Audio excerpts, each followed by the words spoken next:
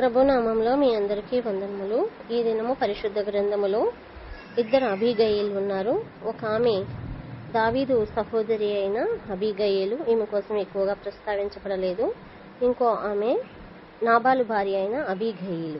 అబీగయీలు ఎవరు అనే విషయాన్ని తెలుసుకున్నాం. ఆమె నాబాలు భార్య. అతను చాలా ధనవంతుడు కానీ కఠినుడు. అయితే అబీగయీలు వివేచన వినయము గల స్త్రీ. ఆమె చూడడానికి అందంగా ఉంటుంది. ఆమె ఏం చేసింది? అబీగయీలు రాబోతున్న ప్రమాదాన్ని తప్పించడానికి తెలివితో వివేచనతో చర్య తీసుకుంది.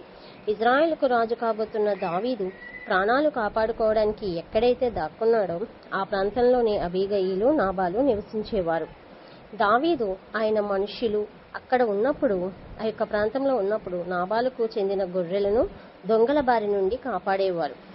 అయితే ఆ ప్రాంతంలో దావీదు తెచ్చుకున్న ఆహారం అయిపోవటంతో దావీదు మనుష్యులు ఆహారం అడగడానికి వచ్చినప్పుడు నాబాలు పొగరుగా ఇవ్వనని సమాధానం ఇచ్చాడు. అయితే దావీదు ఆయన మనుష్యులు నాబాల మీద కోపగించుకొని అతని ఇంట్లో ఉన్న మగవాళ్ళందరినీ చంపేయడానికి బయలుదేరారు. తన భర్త ఏం చేశాడో అబీగయీలు తెలుసుకున్నప్పుడు ఆమె వెంటనే ఒక చర్య తీసుకుంది. దావీదు కోసం, ఆయన మనుషుల కోసం కొంత ఆహారాన్ని తన సేవకులతో పంపించింది.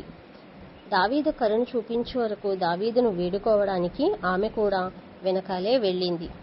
దావీదుకు ఆమె పంపిన వాటిని, ఆమె విషయాన్ని చూసినప్పుడు ప్రమాదాన్ని ఆపడానికి దేవుడే ఆమెను పంపించాడని అర్థం చేసుకున్నాడు.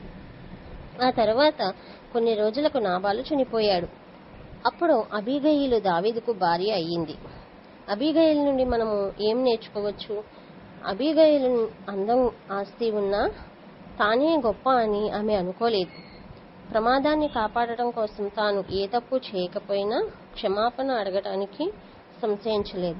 ఎంతో ఒత్తిడిగా కలిగించే పరిస్థితుల్లోనూ ప్రశాంతంగా, యుక్తిగా, ధైర్యంగా, తెలివిగా వ్యవహరించింది. మనము కూడా మనకొచ్చిన సమస్యల నిమిత్తం కృంగిపోకుండా, ఒత్తిడిలో మనము నిరాశపడకుండా ప్రశాంతంగా ఆలోచించి యుక్తిగా, ధైర్యంగా, తెలివిగా వ్యవహరించాలి.